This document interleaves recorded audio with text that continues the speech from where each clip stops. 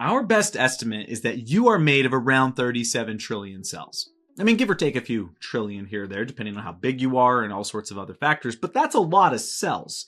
Now, what's also kind of interesting is most of them don't look anything like this, and that's because most of your cells are actually red blood cells. And red blood cells, I mean, they basically just threw all of this out and were like, we're just going to optimize for hemoglobin, but that's a different video for a different day. But you're a lot of cells, and that's the reason why pretty much every human biology program in the entire world starts with cells. You got to understand what's at the foundation of the human and what we are, this ecosystem that we're made up of, if you're going to be able to have some kind of real understanding of how it all works together. So today we're going to be using one of Kenhub's brand new physiology study units. This is part of our brand new physiology section, and our goal is to learn, I mean, as much as we can about this. I mean, obviously we could, I mean, if we really wanted to learn everything, we'd be here a very long time because we would need to get a PhD in cellular biology. But what we're going to be doing is going over the things that you are most likely going to see in your physiology program, regardless of what that program is. And so we're going to be looking at this cell, and this cell is kind of like putting all of it into one package for us. And so if we look at this outside that's been highlighted in green, this is what we call the plasma or cell membrane. And this is, I like to think of the cell as almost being like an egg, right? And if you look at it and if you think about it like that, then the plasma membrane is going to be the eggshell. Now, this is going to be made of phospholipids. And so phospholipids are a really effective barrier, like a mechanical barrier, helps to keep an internal cellular environment separate from an external cellular environment. I mean, you have to imagine some of these cells, they're surrounded in a lot of liquid, right? I mean, red blood cells are literally floating inside of the blood themselves. So it's like you need to have something that is going to be hydrophobic. It's going to be really good at keeping things separated, right? The internal from the external environment. But the plasma membrane also doesn't get enough credit for just being amazing because it actually does many different things, right? Besides being a mechanical barrier, it has doors inside of it, right? Channels and carrier mediated transport. But this is going to have doorways that are going to allow things in and out of the cell. And it's going to be very specific with those doors. And then it's even going to help you identify self from non-self. On the surface of these cells are going to be protein complexes that I like to think of as name tags, which are basically just signaling to all the other cells that they belong there, which is a really important thing because otherwise your white blood cells are just going to destroy that cell. Absolutely amazing. So the cell membrane or plasma membrane is just going to be that outside surface, right? That external surface of the cell. And what we can also see that isn't going to necessarily, we're not going to really talk about it today. You can also see like these little projections coming off of it. These are called cilia. Cilia are these finger-like projections that'll actually move and pulsate in waves. It's really, really cool. They can kind of like move substances across the surface of the cell. It's almost like a crowd surfer at a concert. It's just like, and they flutter and they pulse in this wave and just move things across.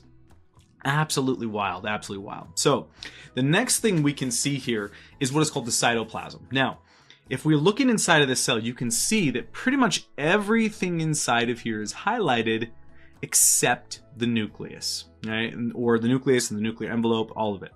And that's for, we're not going to dive into the specifics of the nucleus in today's video. Just understand everything inside of the cell besides the nucleus is considered to be what's called the cytoplasm. To make a different analogy, if we made a human cell kind of like a room of sorts, right? So then like the ceiling, the floor, the walls, that would all be the cell membrane, that plasma membrane. But then like everything inside of it, outside of you, I want you to imagine like I'm in my little office right here. Let's pretend I'm the nucleus, right?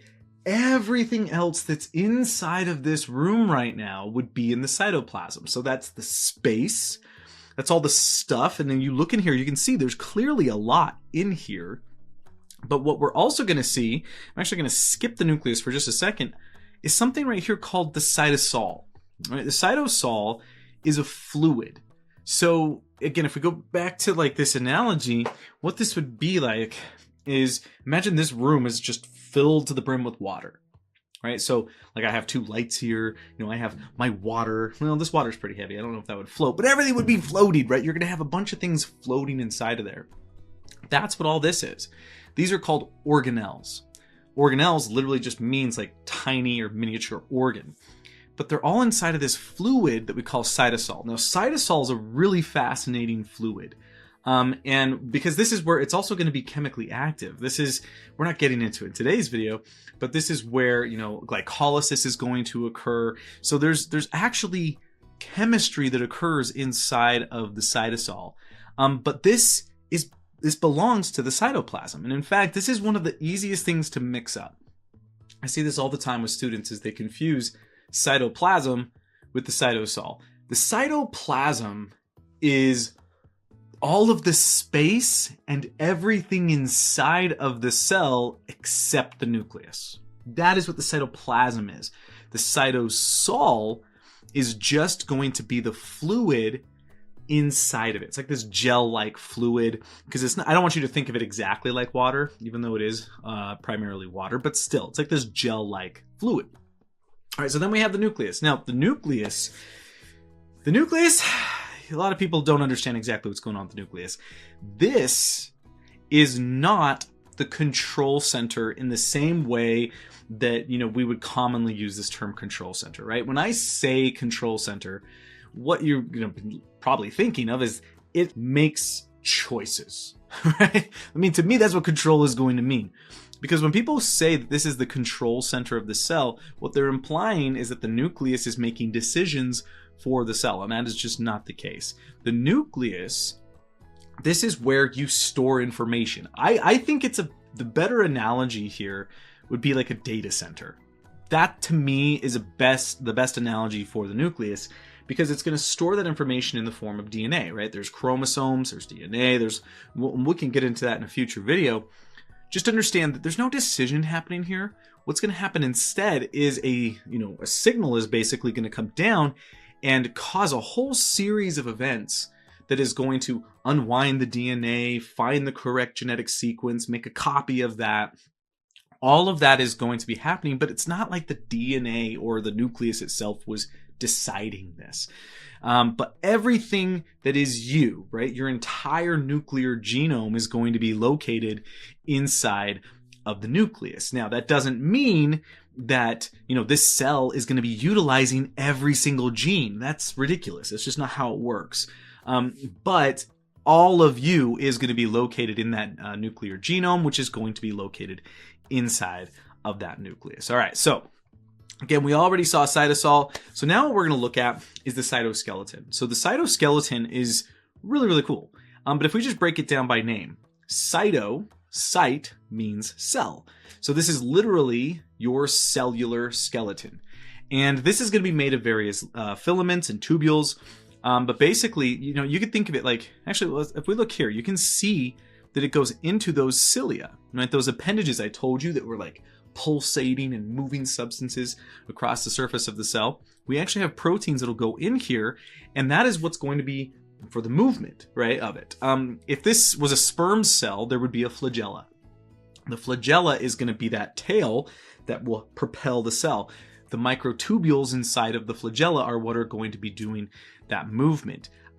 These are really fascinating structures. They can act like conveyor belts almost, right? Where they're going through the cell, and then they can actually, you can put like proteins and stuff on them, and it can move it across the cell and throughout. It's really, really wild. And definitely don't have the time to go into this right now. But Sir Roger Penrose, the famed physicist, has hypothesis out there and has proposed that the microtubules inside of your neurons are responsible for consciousness. And that has, there's been a lot of debate around this, but it's actually gained some steam recently. So who knows? Maybe you are coming from the microtubules, the part of your cytoskeleton. It's interesting, definitely beyond the scope of this video, but it's something to kind of consider here. So these are just going to be proteins, is basically what these are going to be. All right, so then we meet ribosomes. So ribosomes, these are what synthesize proteins. All right, so now there's a difference between, actually we might want to go to, I'm going to skip down to this one real quick, because you really can't talk about ribosomes without immediately talking about the endoplasmic reticulum. So that is what we're looking at here. Now, to be specific, this is called the rough endoplasmic reticulum. It's called that because if you look really closely, you're going to see these little pink dots. Those are ribosomes. Right? If you looked at an endoplasmic reticulum under the microscope, it would look bumpy. And so they call it the rough endoplasmic reticulum. But that also suggests that there is a smooth endoplasmic reticulum. And this one has no ribosomes on it. But here's the thing. If we look really closely, I'm going to go back to the ribosomes here. You can see we've highlighted in green these little dots. There are ribosomes inside of the cytosol. Right? So you have, like, these are not membrane bound, meaning they do not have to be attached to the endoplasmic reticulum. But depending on where they are, that is actually going to dictate, the proteins where they're going. So for example, if the ribosomes inside of the cytosol that are just like floating in there, if they build a protein, that protein is for the cell itself. If the ribosome is attached to the endoplasmic reticulum, that protein is going to be essentially leaving that cell, right? There's nuance to this, but I think that's a really, good way to view it. And I think it's really important to understand that the endoplasmic reticulum is going to be in very close proximity to this nucleus. In fact, they're actually continuous with each other. So I'm going to go to the endoplasmic reticulum, and I want you to take note of this. So again, we're looking at the rough endoplasmic reticulum. If you look at it, you can see like it's all these little folds, right? As it goes down, it actually turns into the outside of the nucleus. This is called the nuclear envelope. And so you can also see ribosomes on the nuclear envelope. And I want to be clear here, because this is also a really big point of misunderstanding, is that ribosomes are not on the nucleus. They're not in the nucleus. They are instead on the nuclear envelope, which is the outside of the nucleus, and it's continuous with the endoplasmic reticulum. And what you're going to see are these little doors, right? These little doors essentially allow for messenger RNA, which is going to basically have, a copy of the genetic sequence that was in here. It's going to allow it to come out. So basically the mRNA comes out and it immediately sees a ribosome. And that ribosome is then going to be able to read that gene, right? And be like, okay, here's that sequence. We're now going to build that amino acid. And basically what happens is it starts to synthesize all of these, and the protein is going to be put together inside of that endoplasmic reticulum. So you can think of it like this. The ribosomes synthesize it, but the endoplasmic reticulum, specifically the rough, is going to it's going to be like refining it. It's kind of like, what's a good term? It's kind of like an assembly line. That's how I would describe it. I would say like the rough endoplasmic reticulum is kind of like an assembly line. And I should say the smooth endoplasmic reticulum, this instead is going to be all about like lipids. So with rough, you're thinking proteins, where with smooth, you're thinking lipids, you're thinking hormones, right? So like steroids can actually be made from the smooth endoplasmic reticulum. Right? But again, there's no ribosomes on this. This is going to just be because they're different molecules, right? We're talking about lipids here, which is going to be a different organic molecule. So go back. So again, ribosomes synthesize it. Then the endoplasmic reticulum is the assembly line of kind of like putting everything together. And we're going to see that that's going to then lead. In fact, I'm going to go there right now. Let's go down to this. This is called the Golgi apparatus. Sometimes you'll also see this be called the Golgi complex. Because, the way it's pretty much taught in every physiology program or A&P program around the world is that the Golgi complex is basically there to modify and package proteins. So you'll often hear things like it's FedEx or it's UPS or whatever in your country, whatever kind of service you have for packaging and moving things. You could think of it like Amazon. So basically you can see this is in close proximity to the rough endoplasmic reticulum. So what's going to happen, right, is you are assembling, you build the protein, you synthesize the amino acids, you put it all together, you have this protein, it makes its way through that rough endoplasmic reticulum. And then what's going to happen is it's going to bud off in a vesicle. A vesicle is like this, this wrapping, this container for the protein, and it's then going to go into this very first part or aspect of the Golgi complex. And then it's going to move through here. And what's going to happen as it's going through there is it might get modified here or there, but it's also going to then package it. And that's what we can see happening here. So you see these little circles. These are vesicles, right? These are like, when we say Amazon, I mean, think about it. You have a package, right? You have some kind of product. What you're going to do is you're going to put it in a package, and then you're going to put a shipping label on it, right? We got to send this to this part of the world. That's essentially what this is going to do. Now, sometimes, well, we should put it this way. The Golgi complex can send proteins directly to a lysosome. And because lysosomes are certain proteins that lysosomes need, otherwise they won't work. So some of these can go to a lysosome, and then others will go directly to the cell or plasma membrane. Like imagine it just like merges with the plasma membrane, and then the protein it carries is now just part of that plasma membrane. And then other ones will just leave the cell completely. But what's going to happen is there's going to be little proteins on that vesicle that are going to tell, basically it's going to be its shipping label. Let's just put it that way. And so then it's going to go into the bloodstream or wherever it needs to go outside of the cell, that is. And then it's going to be able to find its destination based on that protein complex.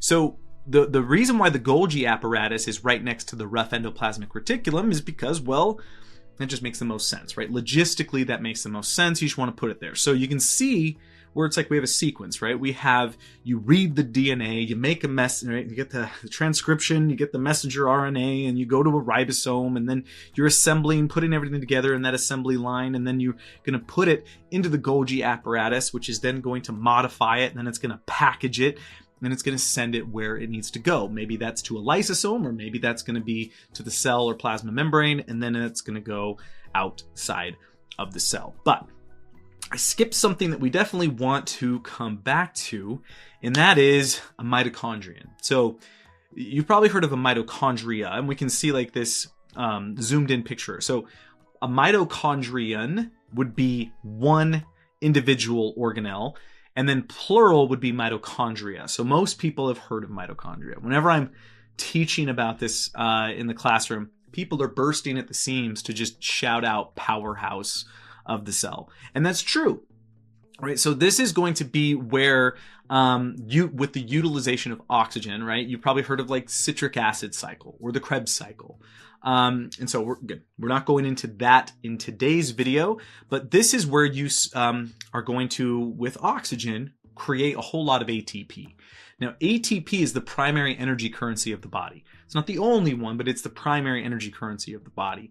And what's really fascinating to me about mitochondria is it's possible. Now, we don't know this for sure, but it is possible that this is actually, or at one point was a bacterium.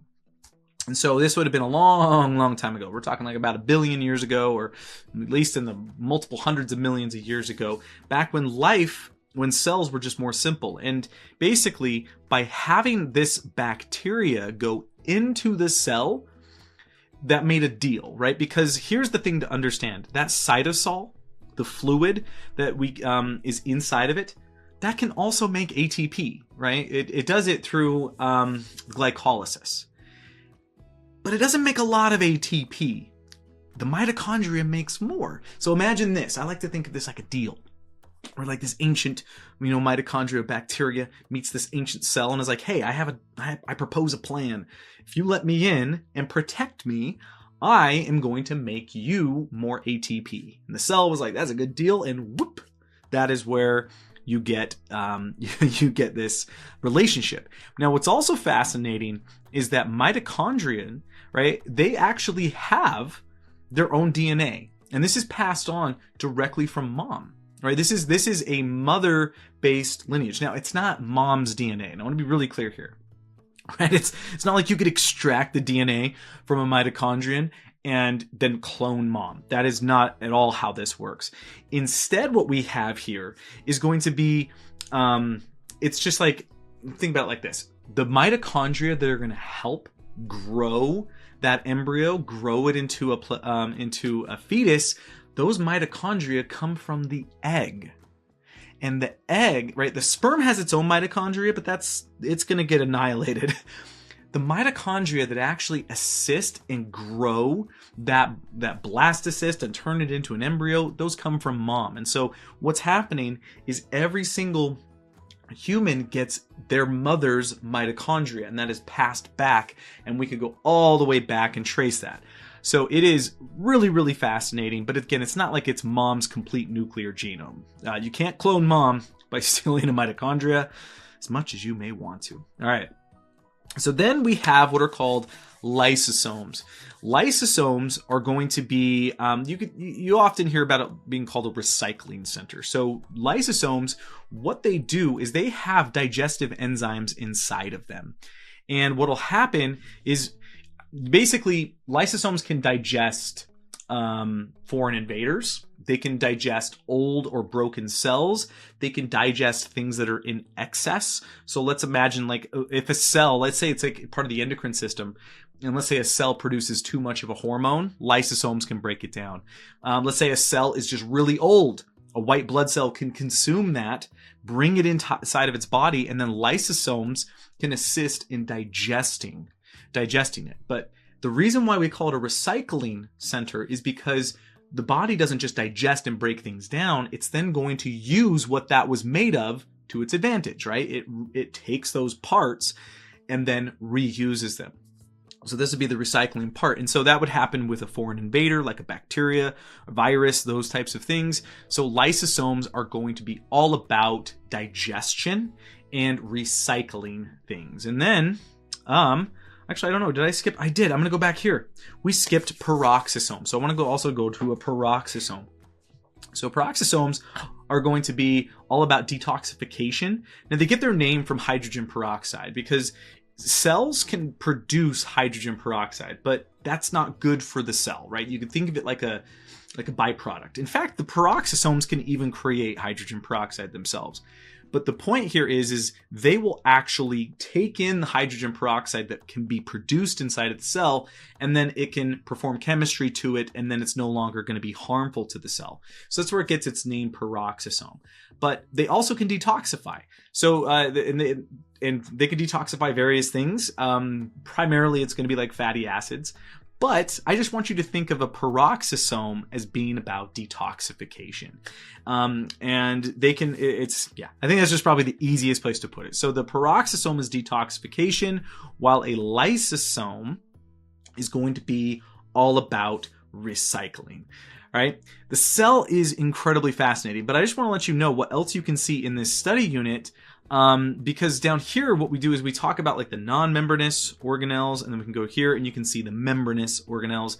We're not going to go into every single one of these right now. This is instead something you can see if you were to become a premium subscriber, because these study units are a premium feature. But what we do with them is we put everything right here for you. It's a lesson. And that's exactly what it is. It tells you the learning objectives.